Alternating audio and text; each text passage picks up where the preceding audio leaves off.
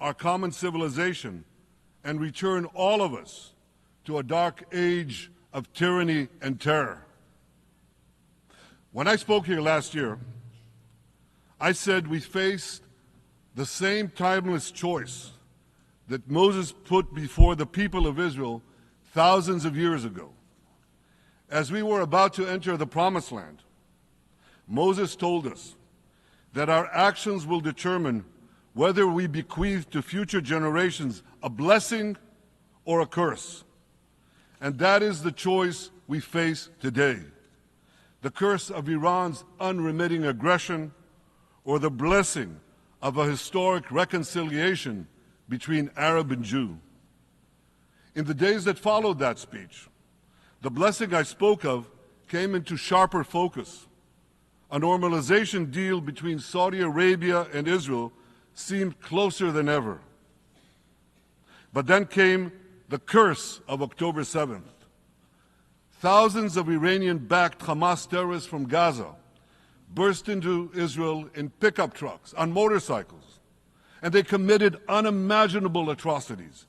They savagely murdered 1,200 people. They raped and mutilated women. They beheaded men. They burned babies alive. They burnt entire families alive, babies, children, parents, grandparents, in scenes reminiscent of the Nazi Holocaust. Hamas kidnapped 251 people from dozens of different countries, dragging them into the dungeons of Gaza. Israel has brought home 154 of these hostages, including 117 who returned alive.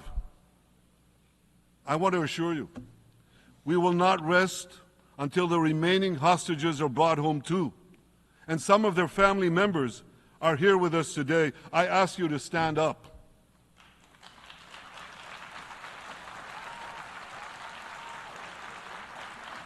With us is Eli Stevie, whose son Idan was abducted from the Nova Music Festival. That was his crime. A music festival. And these murderous monsters took him. Kobe Smirno, whose son Jonathan was murdered, and his corpse was taken into the dungeons, into the terror tunnels of Gaza. A corpse held hostage. Salim al-Atrash, whose brother Muhammad, a brave Arab-Israeli soldier, was murdered. His body too was taken to Gaza. And so was the body of Ifat Hyman's daughter in Bar, who was brutally murdered at that same music festival. With us is Sharon Sharabi, whose brother Yossi was murdered, and who prays for his older brother Eli, who is still held hostage in Gaza. And with us too is Izhar Liftich from kibbutz Nir Oz, a kibbutz that was wiped out by the terrorists. Thankfully, we achieved the release of his mother Yocheved, but his father Oded is still languishing in an underground terrorist hell of Hamas. I again promise you, we will return your loved ones home. We will not spare that effort until this holy mission is accomplished.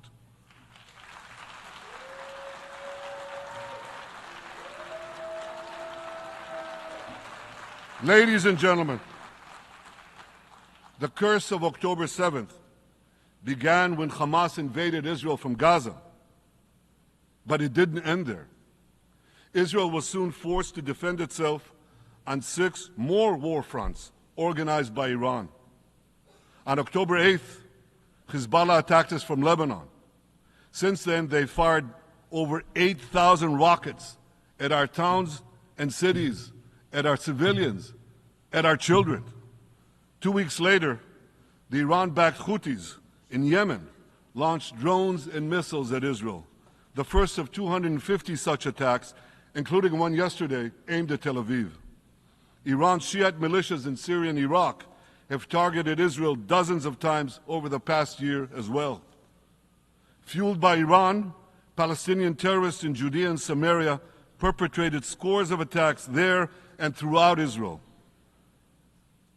And last April, for the first time ever, Iran directly attacked Israel from its own territory, firing 300 drones, cruise missiles, and ballistic missiles at us. I have a message for the tyrants of Tehran. If you strike us, we will strike you. There is no place.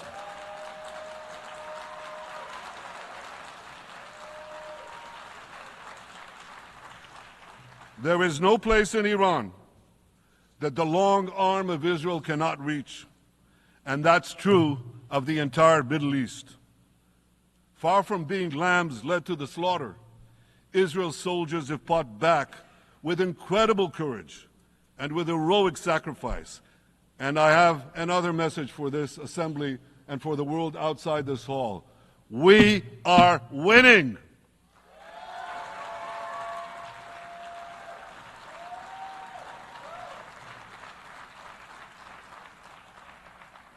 Ladies and gentlemen, as Israel defends itself against Iran in the seven-front war, the line separating the blessing and the curse could not be more clear.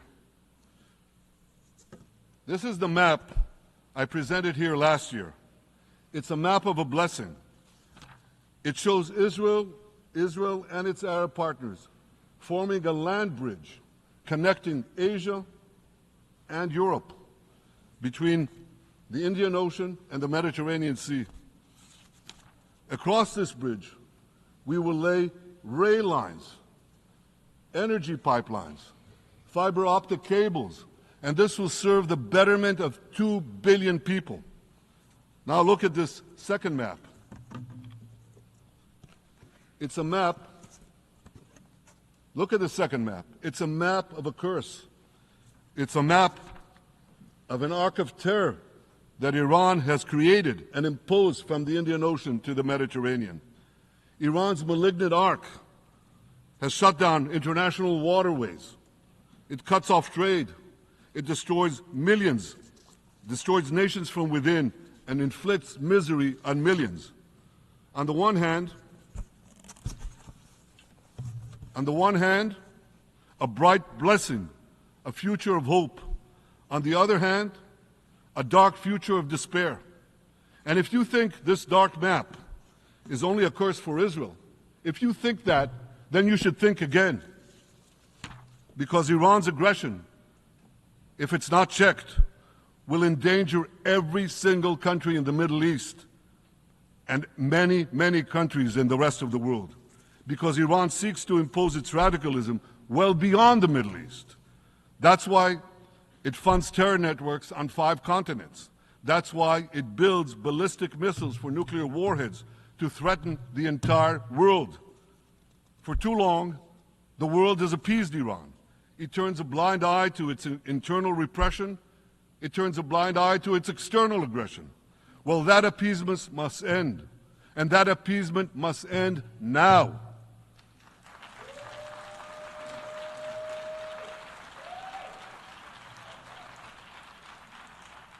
Nations of the world should support the brave people of Iran who want to rid themselves of this evil regime.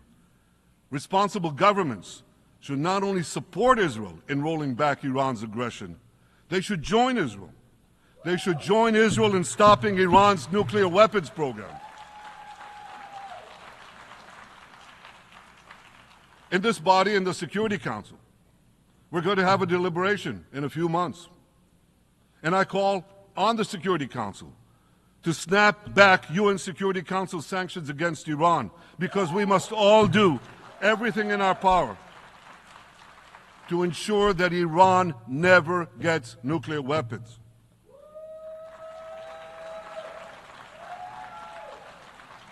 For decades, I've been warning the world against Iran's nuclear program.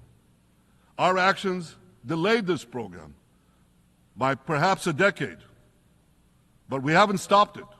We've delayed it, but we haven't stopped it. Iran now seeks to weaponize its nuclear program for the sake of the peace and security of all your countries.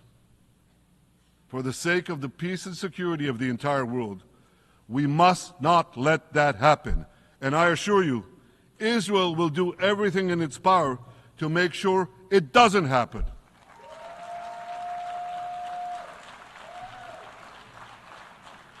So, ladies and gentlemen, the question before us is simple. Which of these two maps that I showed you will shape our future? Will it be the blessings of peace and prosperity for Israel, our Arab partners, and the rest of the world? Or will it be the curse in which Iran and its proxies spread carnage and chaos everywhere? Israel has already made its choice. We've decided to advance the blessing. We're building a partnership for peace with our Arab neighbors while fighting the forces of terror that threaten that peace. For nearly a year, the brave men and women of the IDF have been systematically crushing Hamas's terror army that once ruled Gaza. On October 7th, the day of that invasion into Israel, that terror army numbered nearly 40,000 terrorists. It was armed with more than 15,000 rockets. It had 350 miles of terror tunnels, an underground network bigger than the New York subway system, which they used to wreak havoc above and below ground. A year later, the IDF has killed or captured more than half of these terrorists, destroyed over 90% of their rocket arsenal, and eliminated the key segments of their terror tunnel network. In major military operations,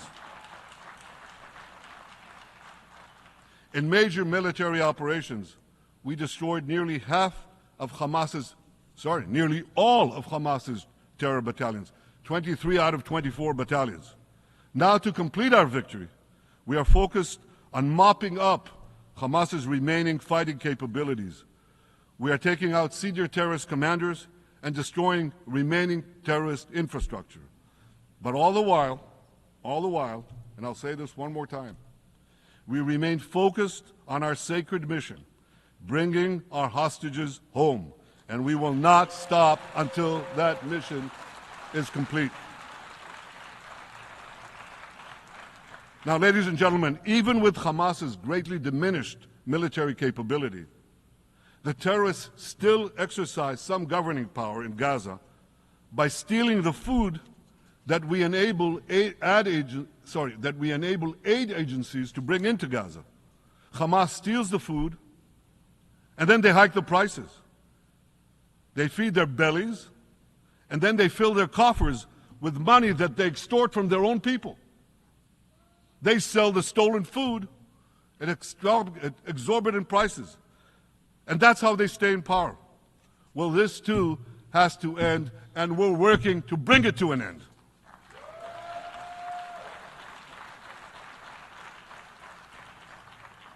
And the reason is simple.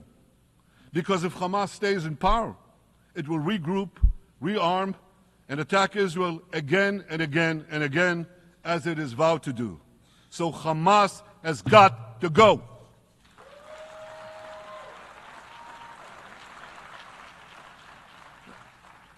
Just imagine, for those who say, well, Hamas has to stay, it has to be part of a post-war Gaza, imagine in a post-war situation in World War II, imagine allowing the defeated Nazis in 1945 to rebuild Germany. It's inconceivable, it's ridiculous. It didn't happen then, it's not going to happen now.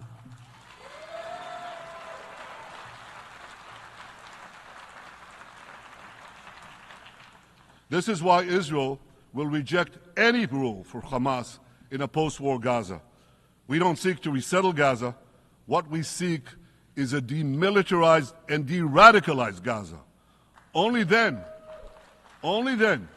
can we ensure that this round of fighting will be the last round of fighting. We are ready to work with regional and other partners to support a local civilian administration in Gaza committed to peaceful coexistence. As for the hostages, I have a message for the Hamas captors. Let them go. Let them go. All of them. Those alive today must be returned alive, and the remains of those whom you brutally killed must be returned to their families.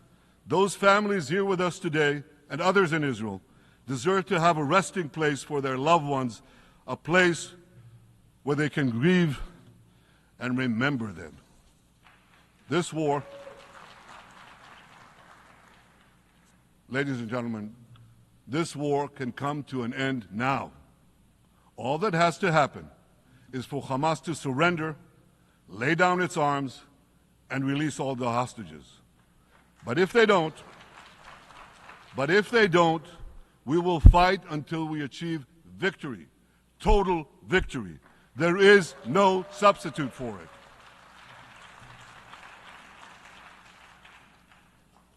Israel must also defeat Hezbollah in Lebanon. Hezbollah is the quintessential terror organization in the world today. It has tentacles that span in all continents.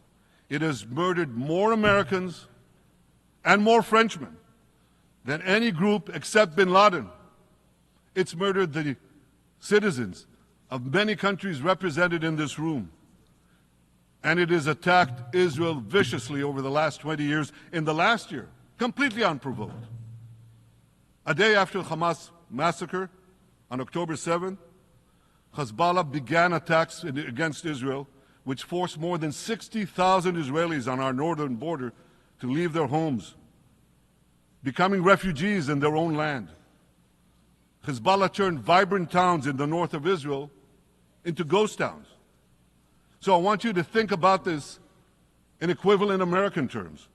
Just imagine if terrorists turned El Paso and San Diego into ghost towns. Then ask yourself, how long would the American government tolerate that? A day? A week? A month? I doubt they tolerate it even for a single day. Yet Israel has been tolerating this intolerable situation for nearly a year. Well, I've come here today to say, enough is enough.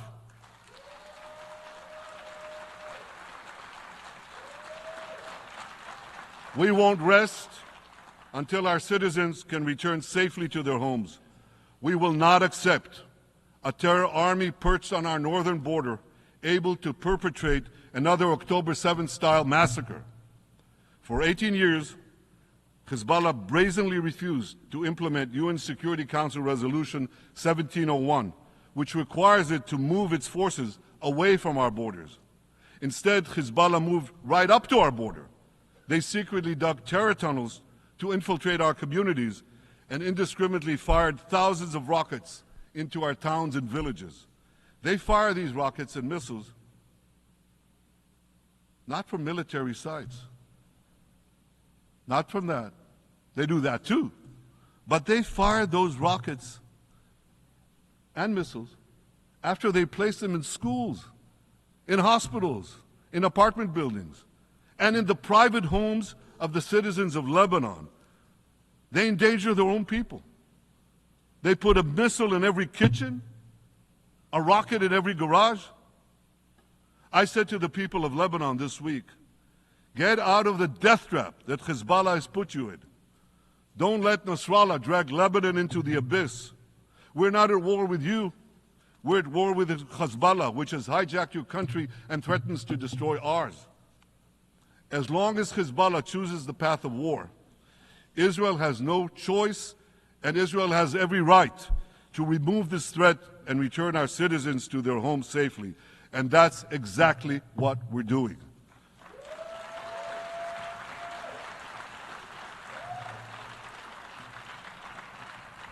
Just this week, the IDF destroyed large percentages of Hezbollah's rockets, which it built with Iran's funding for 3 decades.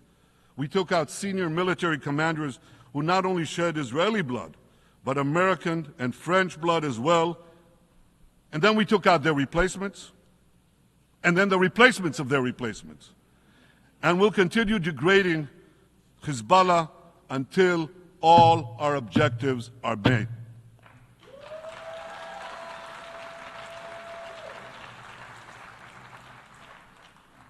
Ladies and gentlemen, we're committed to removing the curse of terrorism that threatens all civilized societies.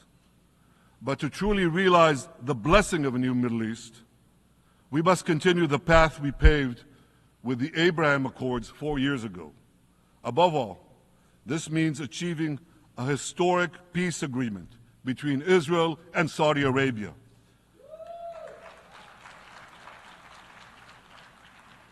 And having seen the blessings that we've already brought with the Abraham Accords, the millions of Israelis who've already flown back and forth across the Arabian Peninsula, over the skies of Saudi Arabia, to the Gulf countries, the trade, the tourism, the joint ventures, the peace,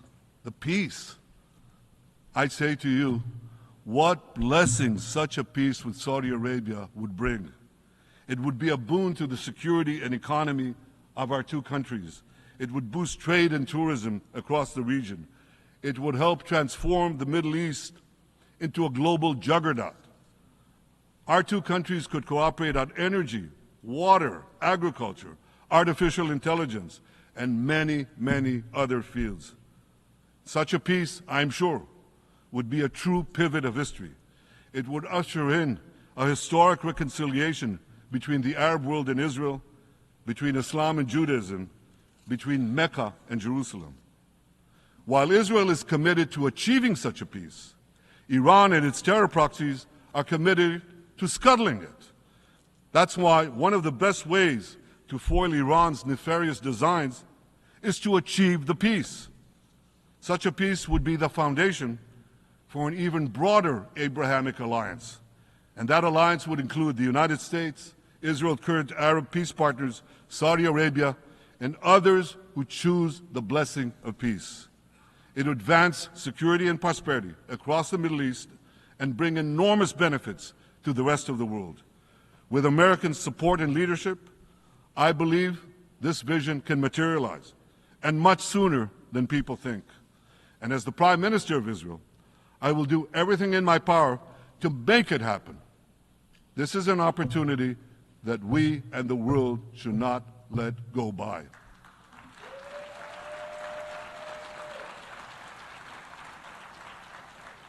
Ladies and gentlemen, Israel has made its choice. We seek to move forward to a bright age of prosperity and peace. Iran and its proxies have also made their choice. They want to move back to a dark age of terror and war. And now I have a question. And I pose that question to you. What choice will you make? Will your nation stand with Israel? Will you stand with democracy and peace? Or will you stand with Iran, a brutal dictatorship that subjugates its own people, exports terrorism across the globe? In this battle between good and evil, there must be no equivocation. When you stand with Israel, you stand for your own values and your own interests. Yes, we're defending ourselves, but we're also defending you against a common enemy that through violence and terror seeks to destroy our way of life. So there should be no confusion about this. But unfortunately, there is a lot of it in many countries and in this very hall, as I've just heard. Good is portrayed as evil, and evil is portrayed as good. We see this moral confusion when Israel is falsely accused of genocide, when we defend ourselves against enemies who try to commit genocide against us. We see this too when Israel is absurdly accused by the ICC prosecutor of deliberately starving Palestinians in Gaza. What an absurdity! We helped bring in 700,000 tons of food into Gaza. That's more than 3,000 calories a day for every man, woman, and child in Gaza. We see this moral confusion when Israel is falsely accused of deliberately targeting civilians. We don't want to see a single person, a single innocent person die. That's always a tragedy. And that's why we do so much to minimize civilian casualties, even as our enemies use civilians as human shields. And no army has done what Israel is doing to minimize civilian casualties. We drop flyers, we send text messages, we make phone calls by the millions to ensure that Palestinian civilians get out of harm's way. We spare no effort in this noble pursuit.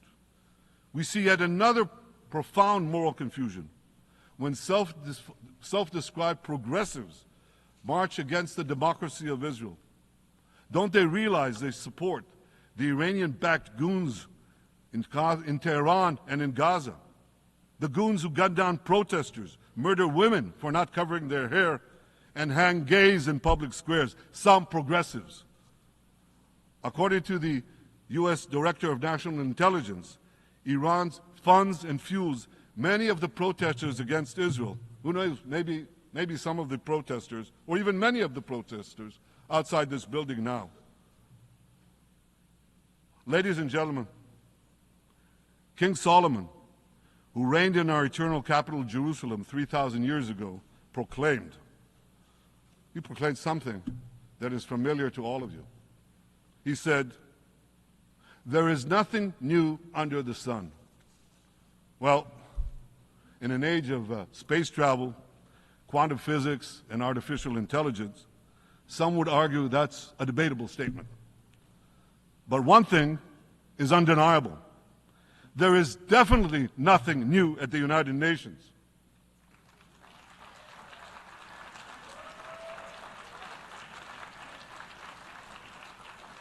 Take it from me. I first spoke from this podium as Israel's ambassador to the UN in 1984. That's exactly 40 years ago. And in my maiden speech here, I think it's the same podium, by the way. In my maiden speech here, I spoke against a proposal to expel Israel from this body. 4 decades later, I find myself defending Israel against that same preposterous proposal. And who's leading the charge this time? Not Hamas, but Abbas, Palestinian Authority President Mahmoud Abbas. This is the man who claims he wants peace with Israel. Yet he still refuses to condemn the horrific massacre of October 7th. He's still paying hundreds of millions to terrorists who murder Israelis and Americans. It's called pay for slay. The more you murder, the more you get paid. And he still wages unremitting diplomatic warfare against Israel's right to exist and against Israel's right to defend itself. And by the way, they amount to the same thing. Because if you can't defend yourself, you can't exist. Not in our neighborhood, certainly, and maybe not in yours. Standing in this podium 40 years ago, I told the sponsors of that outrageous resolution to expel Israel, "Gentlemen, check your fanaticism at the door." Today, I tell President Abbas and all of you who would shamefully support that resolution, check your fanaticism at the door. The singling out of the one and only Jewish state continues to be a moral stain on the United Nations. It has made this once respected institution contemptible in the eyes of decent people everywhere. But for the Palestinians, this UN House of Darkness is home court. They know that in this swamp of anti-Semitic bile, there's an automatic majority willing to demonize the Jewish state on anything. In this anti-Israel, flat earth society, any false charge, any outlandish allegation can muster a majority. In the last decade, there have been more resolutions passed against Israel in this hall at the UN General Assembly than against the entire world combined. Actually, more than twice as many. Since 2014, this body condemned Israel 174 times. It condemned all the other countries in the world 73 times.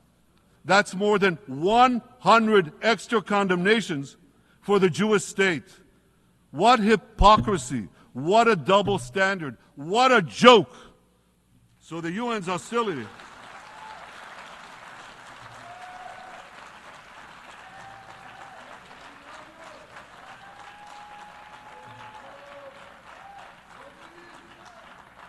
So all the speeches you heard today, all the hostility directed at Israel this year, it's not about Gaza. It's about Israel. It's always been about Israel's very existence.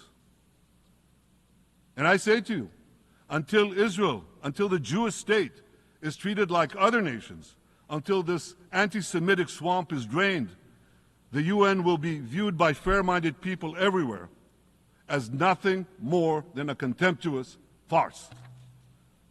Now, given the anti-Semitism at the UN, it should surprise no one that the prosecutor at the ICC, one of the UN's affiliated organs, is considering issuing arrest warrants against me and Israel's defense minister, the democratically elected leaders of the democratic state of Israel. The ICC prosecutors rushed to judgment. His refusal to treat Israel with its independent courts the way other democracies are treated is hard to explain by anything other than pure anti-Semitism. Ladies and gentlemen, the real war criminals are not in Israel. They're in Iran. They're in Gaza, in Syria, in Lebanon, in Yemen. Those of you who stand with these war criminals, those of you who stand with evil against good, with a curse against the blessing, those of you who do so should be ashamed of yourselves.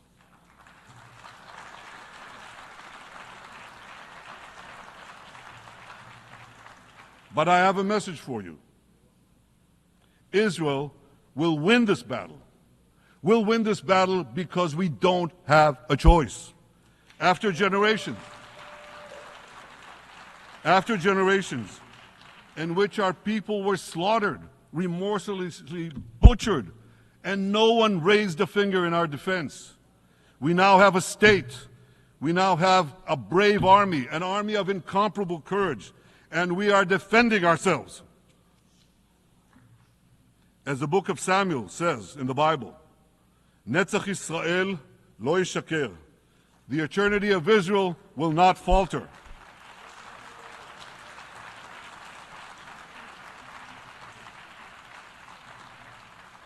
In the Jewish people's epic journey from antiquity, in our odyssey through the tempests and upheavals of modern times, that ancient promise has always been kept, and it will hold true for all time. To borrow a great poet's phrase, Israel will not go gently into that good night. We will never need to rage against the dying of the light, because the torch of Israel will forever shine bright.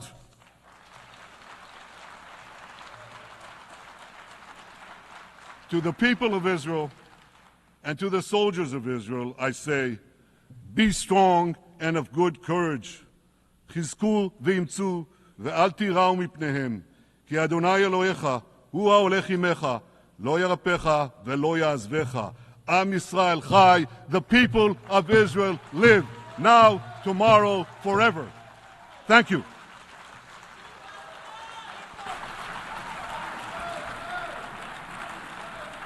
On behalf of the Assembly, I wish to thank the Prime Minister of the State of Israel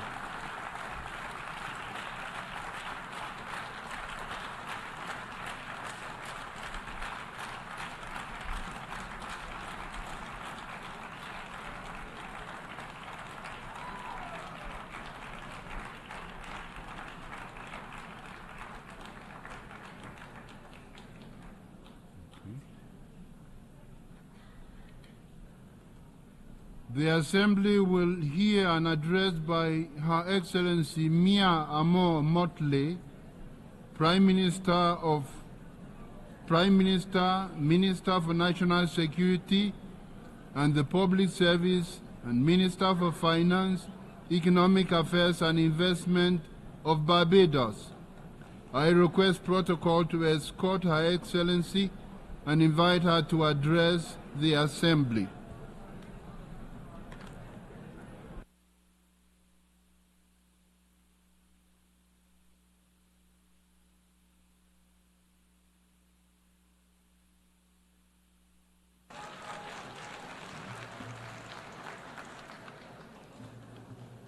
President, we need a reset, and we need to reset. Mr. President, in your absence, I congratulate you on your assumption of this chairmanship of the General Assembly.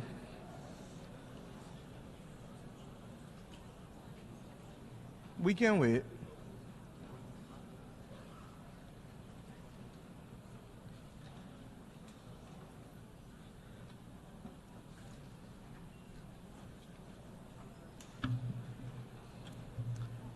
As I said, Mr. President, we need a reset, and we need to reset.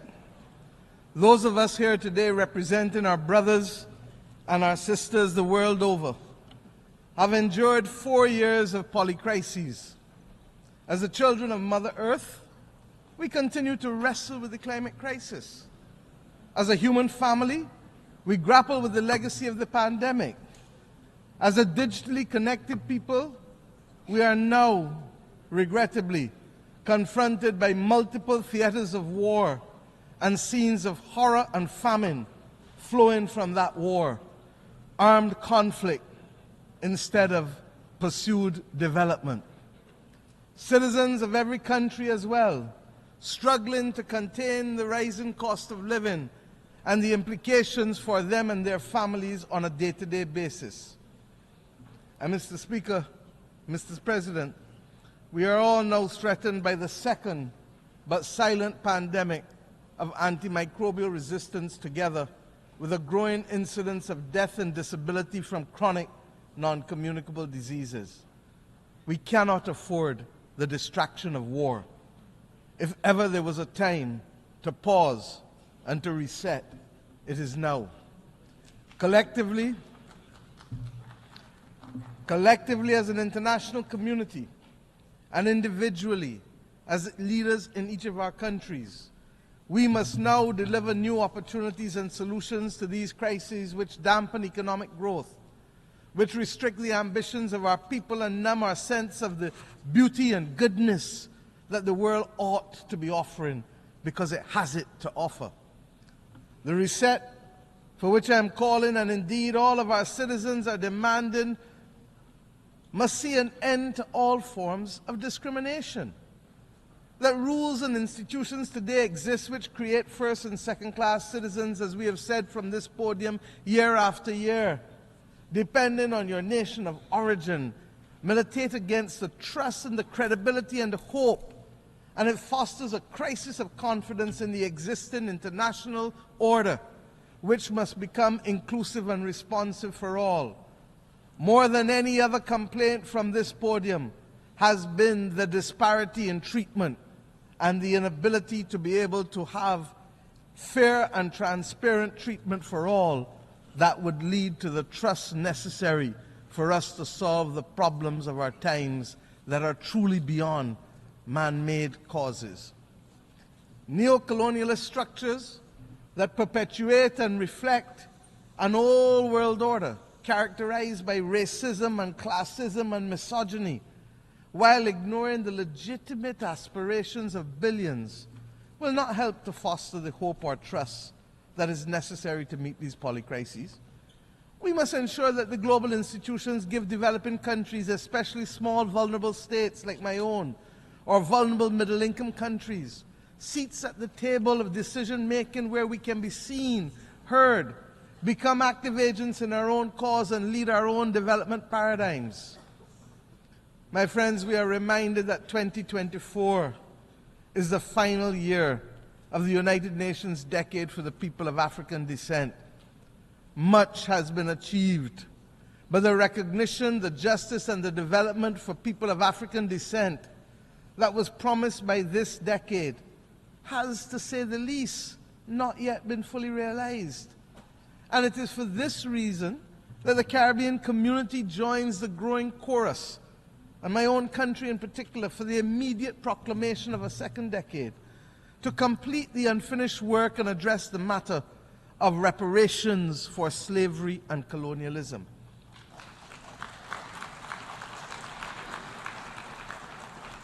I start here because this is a necessary but complex conversation, and the Caribbean community is resolute that it must happen. Its resolution lies, and I want to be very clear, its resolution lies in a multi-generational approach, in the same way that the £20 million sterling debt that was incurred by the British government only was repaid in this 21st century, almost 200 years later, so that the notion of unaffordability becomes a non-issue once we recognize that the solution to reparations must be multi-generational and grounded in development. Mr. President, of necessity, the reset must also be characterized by institutional reform, which has to start in the United Nations councils.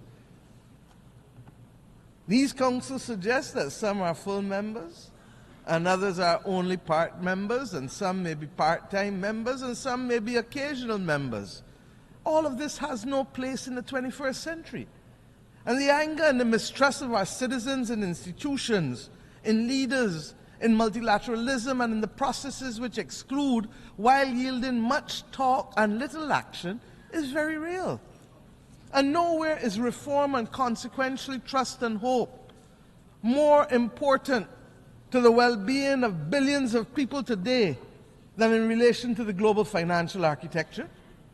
Restricted access to capital, its disproportionately high costs barring us from doing that which we must, its inadequate scale, and the overwhelming burden of debt often imposed on us by circumstances beyond our control.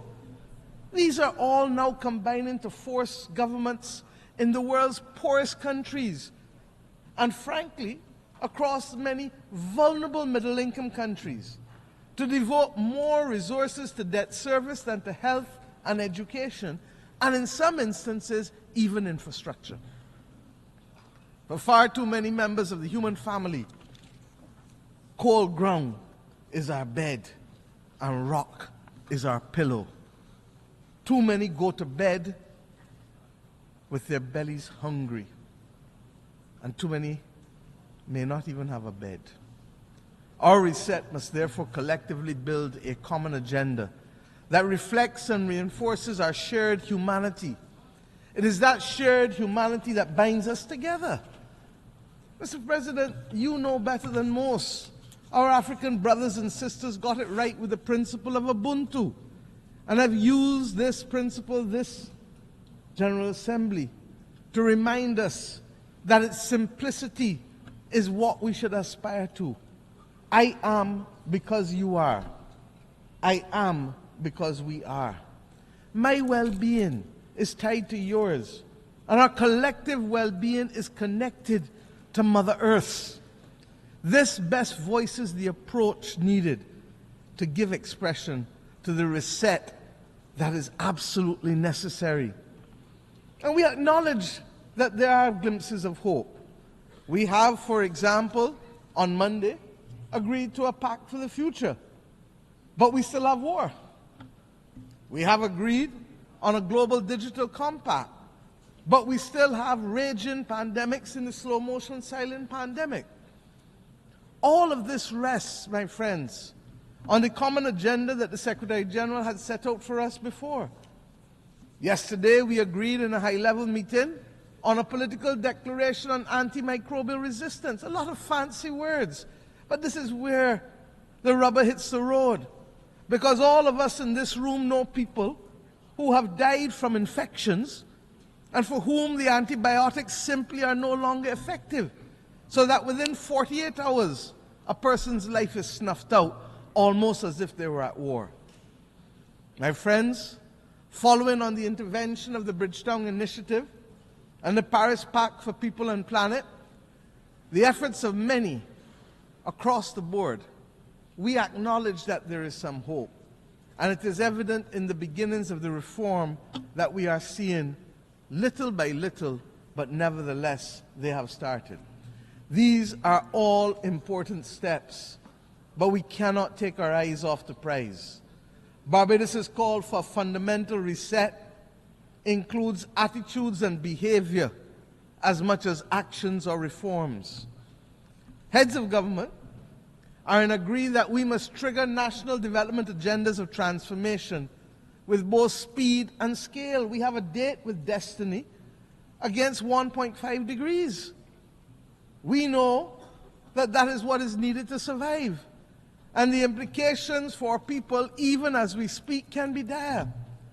But if there is a failure to act with clarity of purpose, and if the political will retards progress, on the front of the much-needed reform within the international financial institutions, purely because heads of government do not speak to ministers of finance when they reach Washington, D.C., or their board directors, if there is a need for that to be dealt with, then, my friends, there must be a commitment to be equal to the current challenges of member states if we are not to perpetuate the discriminatory practices that result in undermining the transformational opportunities that we need.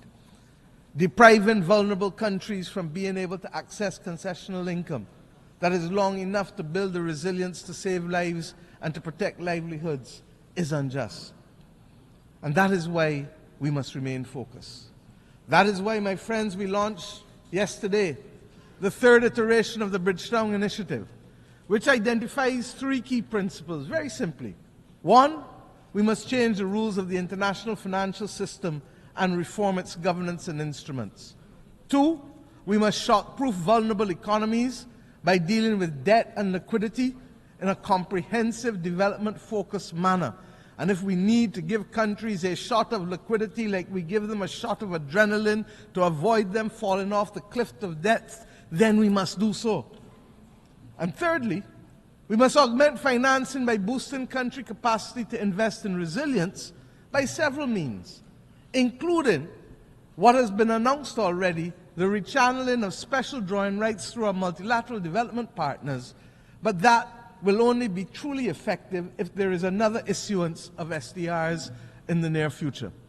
Indeed, we must also address the challenge, and this I believe to be the fundamental mission of this generation, of how we are going to secure the global public commons to be able to maintain our safety and stability as a global community. We're going to have to discuss how we can secure it, and of course, how we must finance it. And that is not only the climate crisis or the loss of biodiversity that we speak about, but the other many global challenges that can truly destabilize countries and regions. Mr. President, these considerations are of fundamental importance to the sustainable existence of our generations, future generations. The SIDS agenda is another story of promises made but not kept. 30 years ago, the international community gathered in my own country to take action for the first time on the unique challenges faced by small island developing states.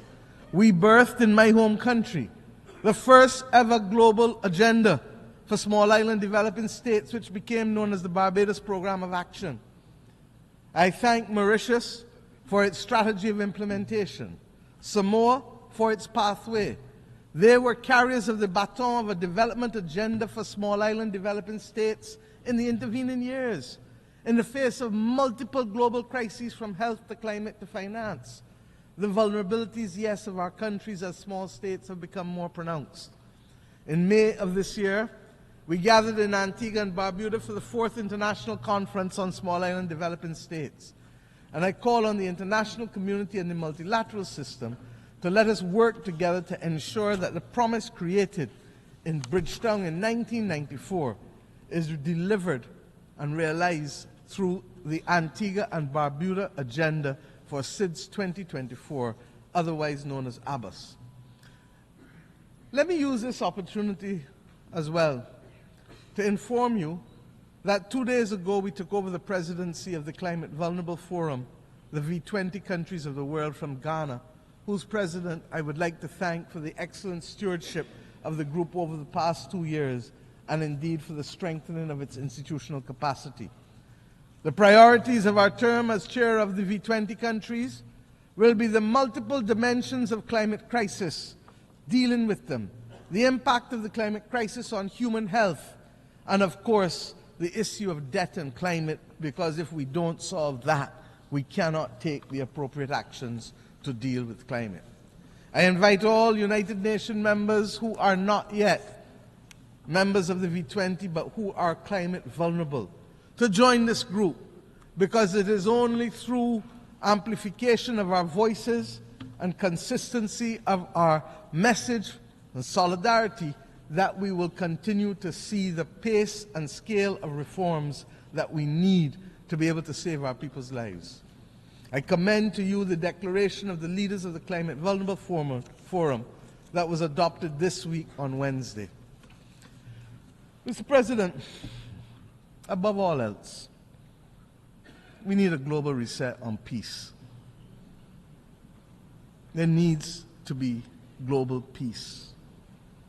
And those of us who are old enough would have recognized that there are peaks and valleys as it relates to this issue of conflict.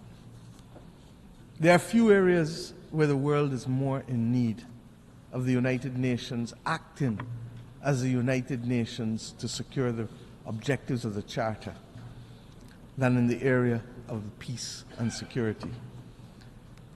The silence that has engulfed Sudan is unacceptable and may well be rooted in the racism that the world still carries as a badge of honor from the victories of the last great war of the World War II. The actions in Myanmar cannot continue. Ukraine has sucked more oxygen out of the global community and the global financial system than any of us can appropriately accept at the very time when the world needs to be applying its resources and efforts to fight in the greatest crisis known to mankind.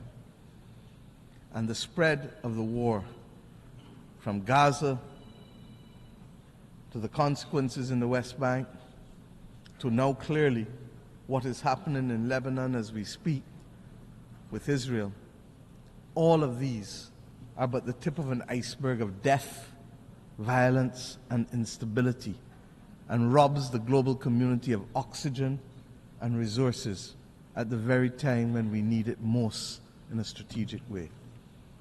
We all know, as students of history, that even the longest war in history came to an end. These wars, yes, they too will come to an end. But the question is when and at what cost, and without much loss of life. With how many children not being able to be either given the chance to live or will now live with memories of war that will affect their every action for the next 60, 70, 80 years of their lives. Innocent people are paying the price with the one thing that is theirs to give, and they don't give it willingly. It is their life. Unless we address the root causes of these wars, one by one, and the manners in which they are being sustained and financed, we will never, never know anything else other than war and rumors of war in these theaters. The transmittal of these scenes of horror in real time into people's bedrooms, into people's living rooms, will trigger two extreme reactions, neither of which are acceptable to us in the third decade of the 21st century. We will either get the desensitizing of ordinary people to the loss of lives, especially those of innocent children and women on the one hand, or we will get, on the other hand, the anger and inclination for vengeance that it spawns necessarily. We need peace.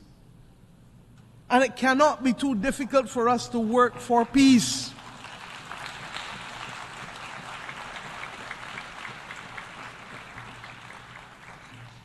It is the same Bible that tells us in the stories of the Old Testament, much which has guided many people across this world.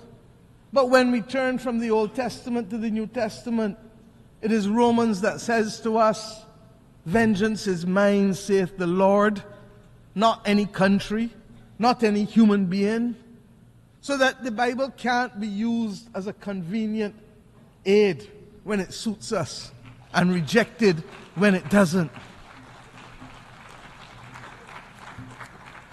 In the midst of this maelstrom, we were very clear. My country took the step this year of recognizing and establishing diplomatic relations with the state of Palestine, in spite of having supported a two-state solution since 1969.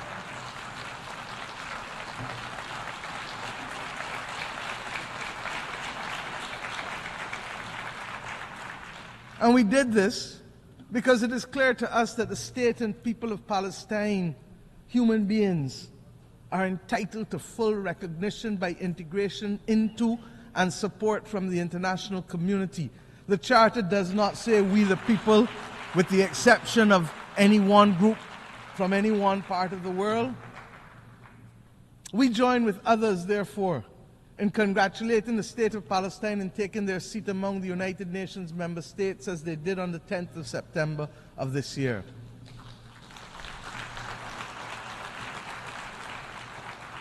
And let me be clear, we condemn the actions of Hamas on October 7th. But we equally and strongly deplore the humanitarian catastrophe in Gaza, which is the result of the disproportionate use of force by Israel. There is no justification for it. And that is why treaties exist governing the rules of engagement for war. Because we as human beings learnt better and know better and committed to better. A two-state solution, no matter how elusive it may appear to be now, is the only answer. And I've said already this week that we have known difficult battles in mankind's history. But when we were in it, we didn't think we could achieve it. But we did. We abolished slavery. We removed apartheid in South Africa. These battles are not beyond our creativity, our capacity, and our resilience to resolve them. Similarly, we insist that the killing in Ukraine really has to stop. The people of Ukraine must be allowed to live within the internationally recognized boundaries of their state in peace and freedom from the threat of use or force. And as I said, it is sucking too much oxygen out of the global financial system, and countries that should be the beneficiary of aid are being told that they may have to wait in the interest of the defense of others because of war. I say to us truly, there has to be a singular commitment to build a peace. Truly. Mr. President, my own region has not escaped the scourge of instability and violence. The Americas do not constitute today a theater of war. But we are today witnessing, for some years now, an unprecedented escalation in the number and caliber of assault weapons which are finding themselves in the hands of criminals who are wreaking havoc on the legal systems and our societies, particularly in the small island developing states of the Caribbean and indeed in the wider states of Central and Latin America. This scourge caused by guns manufactured in the United States of America primarily also requires a fundamental reset. The right of persons to bear arms in countries not engaged in military conflict should not be an opening to accept as legitimate the presence of assault weapons in countries. It is simply not right. There is no place for assault weapons in our societies. I turn now to the fate of the people of Haiti, which continues to be of major concern to our people in the Caribbean region. The global community now has an opportunity for an essential reset with how it addresses its relationship with Haiti, and which has been born in all kinds of semi and partial concern over the course of the last few decades. We continue to have it as a recurring decimal because we have failed to solve the problems and put them on a sustainable path to development for its people. What is needed is transformation of our sister nation. And yes, we must provide first and foremost security, but transformation must be its handmaiden. The government and people of Haiti need the full support of the international community, not just in the short term, but in the long term. And yes, this starts by extending the mandate of the Multinational Security Support Force, escalating the work of the United Nations, deploying all the tools of bilateral, regional, and global cooperation, not excluding countries who want to participate for spurious reasons, ensuring that those of us who can step up to the plate by significantly increasing the pledge funds, that we do so, because we know that it takes cash to be able to deploy the forces and the police necessary to help with the restoration, so that Haitian mother or that Haitian child can go about their day-to-day life without fear of being assaulted or killed or being denied the right to work because of their simple fear of walking the streets. The Caribbean community has been working hard this year to support our largest member state. And in the early part of the first few months of this year, we met on Haiti almost 3 to 4 times a week